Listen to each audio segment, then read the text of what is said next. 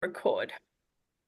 There we go. Welcome to today's webinar, which is the investor market update for the Perth WA area. So I have been doing these. I've done the Queensland market, the Melbourne market. It's really important for investors that are watching to make sure that you are getting information from property managers on the ground and not necessarily relying on the media and what you sort of see and read in traditional media, because Perth, for example, is quite a vast area. So the market is very different in different suburbs, different locations, different properties. Very hard to generalize that in total.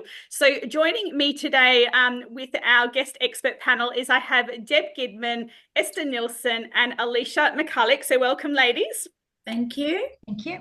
Can I just do a quick brief around so that everyone knows what areas roughly you cover? So I'll start with you, Deb. What area do you look after properties in? I do south of the river, but predominantly between sort of Coburn, Mandurah. That sort of south pocket. That's where I focus. I am in Baldivis, and that's where my core portfolio is. Perfect. Esther? So I cover a wide variety of the Perth metro area. I'm currently from Merriwa in the north to Mandurah in the south, but predominantly my portfolio is based in the southeast metro of Perth, which is in a lower socio-economic area around the Gosnells, Armidale kind of region. Perfect. And Alicia? So I am very much similar, south of Perth, all the way down to probably Dawesville, but I focus mainly Rockingham, Mandurah area. Yep, perfect. No worries. So these ladies are people that I highly recommend for property management in Perth, hence why they are on here today and work really well a lot with eastern state investors if you are not located in Perth as well. So I'm going to start off with you, Esther, just because you do cover sort of a bit north and a bit south. Can you talk about what trends you are currently seeing in the Perth rental market, and are you seeing any differences with north and south? Yeah, so a lot of my investors were looking in the southeast metro area, mainly because the prices there were cheaper. So anything that is further from the CBD is going to be cheaper. And then there's obviously been a pocket further down to where these other ladies are, down in the Rockingham, Mandurah sort of vicinity. But the prices there have actually gone quite high, and I've found that they've gone beyond the average investor budget. So I have found that some of them are coming forward into the city, not into the city per se, but to suburbs closer to the city, and in which case they are then having to look at more strata type properties, which is quite interesting because normally investors don't go for those because of strata fees and there's not a lot of land value there.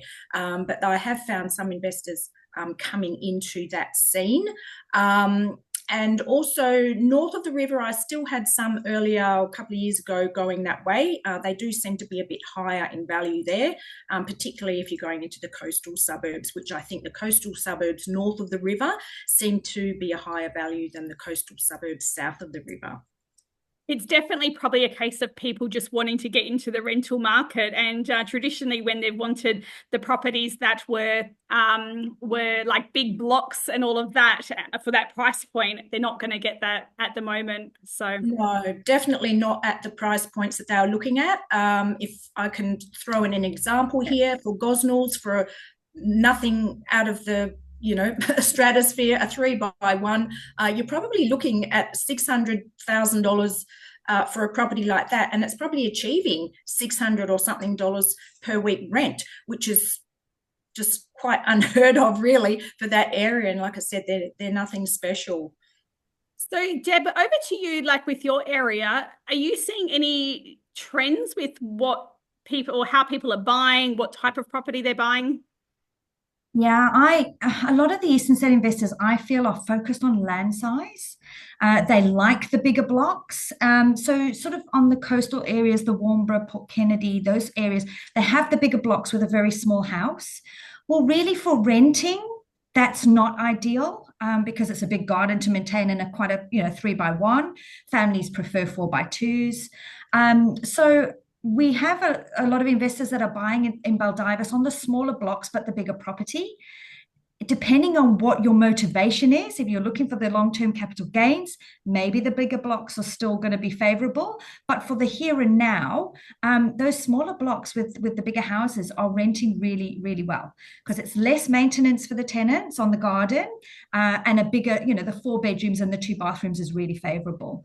So tenants aren't don't mind, like block size, you're not finding makes a difference with tenants? No. I mean, we've got so many outdoor spaces here in Perth. I don't think that you need a big garden. And then you have to think about the maintenance of that as well. Watering it, keeping it. It's a whole another minefield. But I did a little sort of research on the rental properties, and we've got quite a few in Baldivis at the moment. So I think we had 96 for lease at the moment in Baldivis, whereas those sort of coastal areas that I spoke about, the Port Kennedy has 15, Warnbro has 21. So those properties are actually leasing quicker than the Baldivis market at the moment. But Baldivis has always had a high stock level, even in the tight market where you saw other suburbs only having 5 available. Baldivis had 20. So it all has had more, hasn't it? But is there a specific reason for that? And I know that you mentioned that they're taking a little bit longer to lease, but still maybe in comparison to other areas of Australia, still pretty good. Oh yeah, I mean, 2 weeks is that's still fine. That's still doable and workable. I think we've just got, I did a little bit of research, 227 houses per year are being built in Baldivis alone. It's huge. It's a massive suburb. I think what was the population's 43,000. Just Baldivis, we've got our own police station now. It's coming. We've got so many schools. It's just massive. And then a lot of these dual key properties are being built in Baldivis. So I think obviously that's 2 occupancies on 1 block. So that's probably why we've got a lot of properties for rent as well, is that both sides on the 1 block. Yeah. And I think in other suburbs, there's probably multiple suburbs within so Baldivis is one huge area, but other areas that might be 5 different suburbs. Like you've got the River Gums Estate and all of that. So I think it's because it's all captured under 1 suburb, but it's really multiple little mini suburbs if you kind of little looked at it that way. There's lots of the state.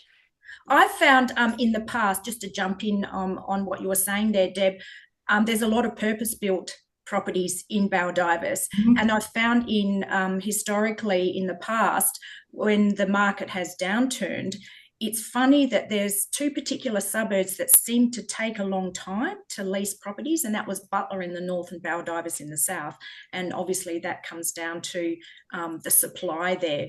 So that's something to factor in as well. It's great when the market's great, but when the market turns, sometimes those dual key properties though, like the rental returns that they're getting, the 3x2 is getting sort of 580, the 2x1, they're still super popular because of that price point. I had a couple with a young child move into the 2x1. It was perfectly sized for them, and that's 460. So you've got 1 title giving you this huge revenue. So depending again what your investment goal is, I'm really liking those dual key ones. Yeah, we've got them in Medora Bay too, a lot popping up. So anyone that's watching this, feel free just to put in any questions into the Q&A or the chat for us, and we'll approach them as we go along. And Alicia, what about you in your market? What are you sort of seeing being a popular option for investors? What's the trend? I would agree with Deb in terms of investors are now I feel they're having to go to smaller block sizes purely because of a price point. Typically in the past, I would have said an investor in my region wouldn't really go over 600,000 to get an investment. Typically, now that's definitely jumped up to probably 700,000 investors are going for, but they are going for small blocks purely, I feel, from a price point perspective. A few years ago, it was definitely big blocks. Warnbro was a massive hotspot just purely because of the sizing, but I think they've had to push away from that. So I think it just comes down to affordability at this point. People are scared and just want to purchase any property, which is quite concerning because it might not be the best rental property. But I think they're just really grabbing what they can in some form of a price budget.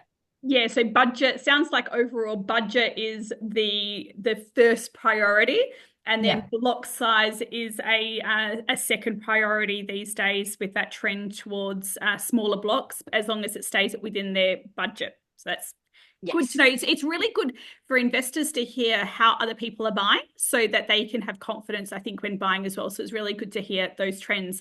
Now over to Esther. Have you seen any, with the new legislation happening? We've had the new legislation in for 6 months now. Have you seen anyone get scared by it? Any problems? Any hostility with it? Interestingly, no. I think for me, I was probably more worried than it's apparently my clients are.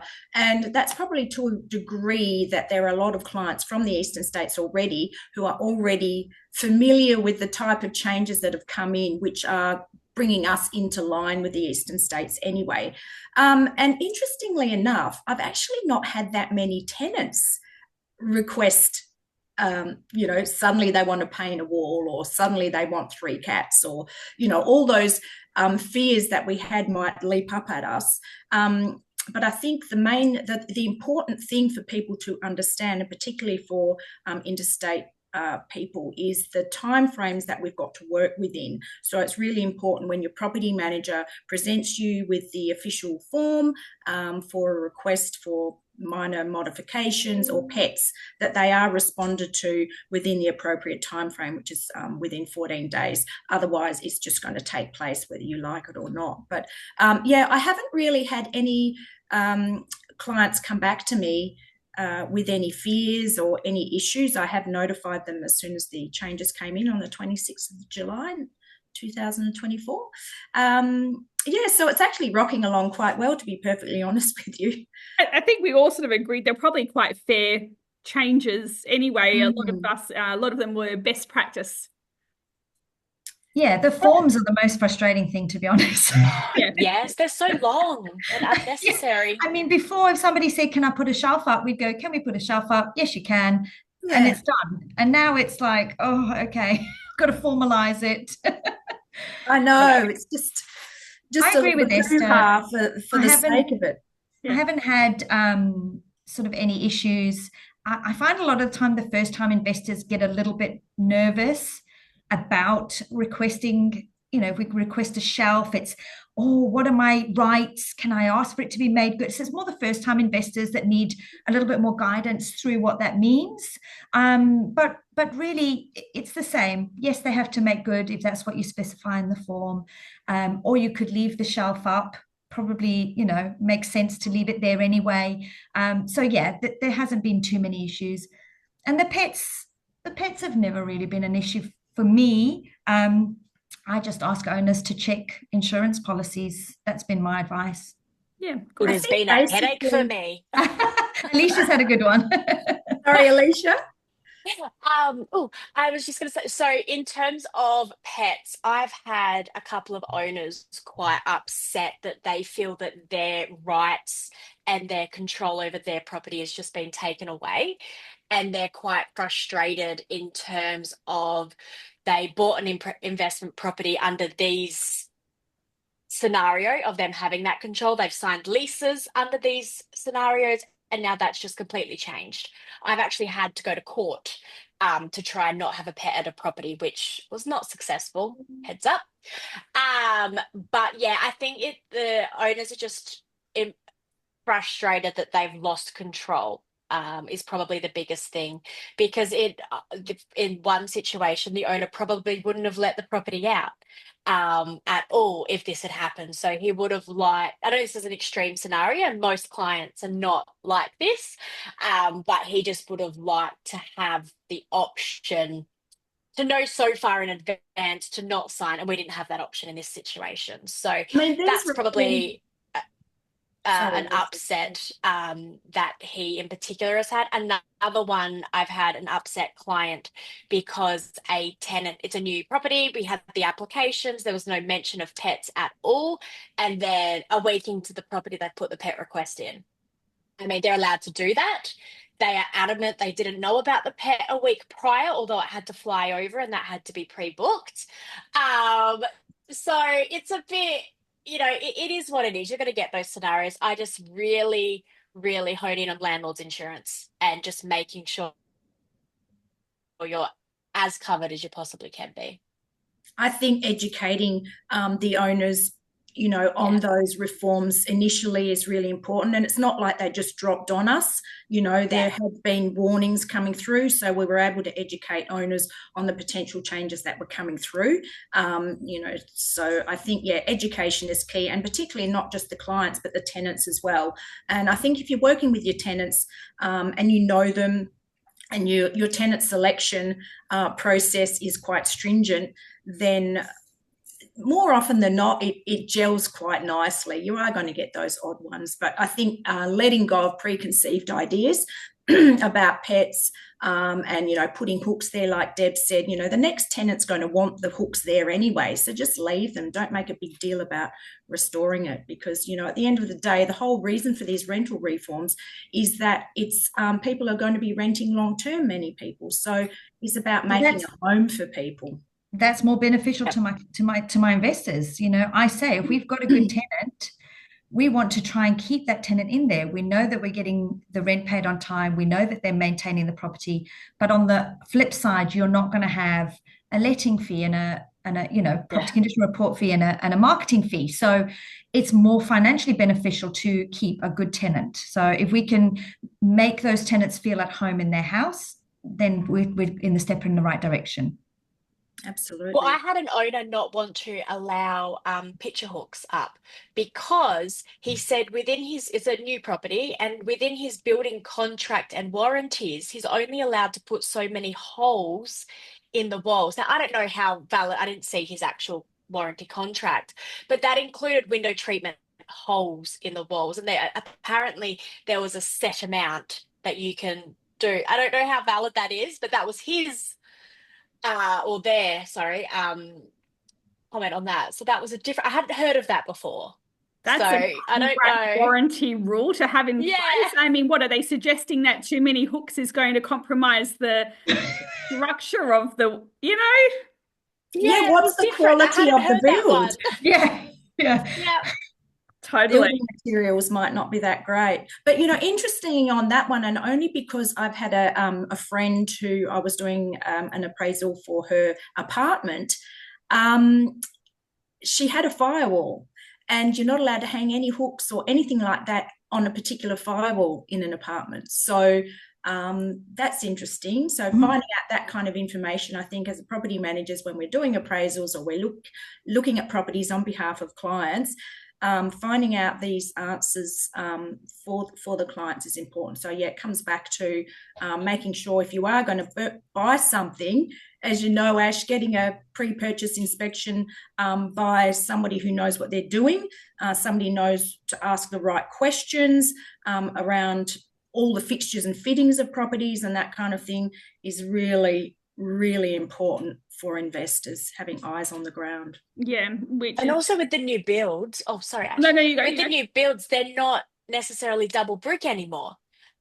So not hanging a heavy shelf that's not, you've got to put it into the wooden beam so that it's anchored properly. I'm explaining this bad. But so we're just having to make sure on that aspect that they're not going to pull the wall down. It's always helpful, isn't it? Helpful. Yeah. 100%, Alicia. Knowing what the building materials are in a home is really important. As you say, so many of them are not double brick anymore, and it's just single leaf brick, and it's got drywall. And drywall is pretty much like a paper-based product. So if a handyman's going to insert a plug in there, if the wall plug isn't long enough, it's not going into the masonry. So the picture hook's going to fall out, damage the surface of the drywall, and that's not easily fixed like like float and set plaster. So, you know, these are things that we need to have an understanding of the property so we can guide our clients appropriately, so that we can make help them with the decision-making process of these requests from tenants. But going on that, you know, in terms of compliance, rental compliance, you know, regardless of what an owner does or doesn't want to do, the law is the law. So as property managers, we're going to say, this is what you need to do. Mm-hmm. Yeah. I was thinking it's not even mentioning if some of the areas that you ladies work in, like if there's asbestos and, you know, asbestos walls, some of these really old ones, and important to know. I think you need to be asking more questions when you're on board properties or when you're purchasing properties. It's no longer just, you know, sign them up, don't worry about it. You really need to be more detail oriented and keeping a record of that. Yeah. Alicia, are you finding that there's any specific features that any specific features that tenants are wanting in properties? Is there any trend that, you know, baths, aircon, yard, anything there? Yeah. So no longer are air conditioners and dishwashers a luxury item. They are basic. I wouldn't put a dishwasher in if there's no space for a dishwasher, like in the older style properties. But we're getting a lot of new builds at the moment. They're coming with empty dishwasher recesses. No, we need to put a dishwasher in there. Air conditioner is standard. It's no longer a special luxury item. Previously, I would have said, and I always directed investors to do big blocks with workshops with side access is absolutely ideal. Not hard to get across within a budget at the moment, but when I'm talking to an investor about purchasing a property, I always say it's really great. The market is so good at the moment. But we want to plan for potentially it not being, and what would attract a quality tenant if we have lots of properties to compete against. Site access workshop, always desirable, no matter the market, particularly in our kind of area. An outdoor entertaining space doesn't have to be fancy, but something undercover, because in WA, and I'm sure you ladies agree, we are outdoors all the time. I mean, I don't even sit in my dining table inside. We sit outside pretty much every evening, and that's quite vital. And in the current market, it might not be a problem because we do have tenants needing properties, and we don't have there is competition for properties, but not like as it has been in the past. But it's about attracting quality tenants. You might not get a higher rental yield, but you might get a better selection of tenants. So that's great. And then on the other side of things, we are unfortunately seeing a lot of separation, like families separate, divorce, etc. So then you're needing two families, like two households to find a property. Typically their budget's lower and they need easy care, particularly single mums. There's a lot of single mums in our area. So having those small blocks, easy or minimal gardens to maintain is absolutely ideal for them, because they can't have a big block. Well, they could, but it's too much effort. So, you know, it's both sides of things are ideal. Agree. But we're also getting the demand for luxury properties, which I haven't had a lot to do with until on and off, but recently. And for me, $900, $1,000 a week is massive for my area, and we're definitely getting a high demand for those. And I work with a lot of relocation agents and typically lease them off market because it's, you know, you're planning it in advance. So really it's all over, it's everywhere. Deb, is there you're going to probably hate me for asking this question, but I know that you've got the odd room by room property. Is that becoming a bit of a trend with investors wanting that? And what are the risks involved if they want to go down that road? Yeah, Alicia and I are going to fight on this one, but we are. Look, if you're an investor and you want to maximize your return, you know, the return on a room by room is just incredible. I mean, the one that I'm managing, we're getting $1,400 a week. And if a family was leasing it, we'd be, you know, there is a little granny flat. We could potentially get $750 a week if we went, you know, standard lease. So the return on that is massive. I don't. We haven't got them on separate leases because my interpretation is it's boarders and lodgers, and it's not doesn't fall under the Residential Tenancies Act, which comes with this whole own set of issues and risk. So my current client, I'm saying to them, you're getting high return, but you're sitting in a high risk situation. So that works for him at the moment. We are actually moving towards vacating those and putting in standard tenants, because I find that having a bond, having a lease, having the Residential Tenancy Act to protect the owner, because you can serve breaches and get them out and follow processes. I think that is definitely the way to go in my opinion. But for him, that high return worked really well. Yep. Esther, and sorry, I'm moving quickly because you guys are real big talkers and I like to keep these to 30 minutes. So I'm doing separate questions that I think are really important for each of you to answer. But Esther, I want to ask you, have you sort of seen any investors make some mistakes with buying lately? What sort of, mistakes are you seeing come up? Yeah. Half an hour isn't even enough to discuss some of these mistakes. Look, there's a lot of properties that are out there with this particular market. A lot of people are jumping on the bandwagon to flog their properties off. And there's a lot of really dodgy homeowner type renovations that have been occurring. And what I've found is sometimes if a client isn't getting me to inspect the property, I'm not able to pick up on these things. So I've got a different set of eyes. I sell property as well. So I did that before I was a property manager. So I know what to look for, across the board with all of these things. But, like tile paint over the top, which is falling apart, cupboards that the hinges aren't secure. If people don't open them, they're not going to open and see what damages are inside cupboards. So and that you can't see that from photos, can you? Marketing photos don't show any of that. So it's so critical with that. And the other thing is that I found a lot is ducted evaporative air conditioning units.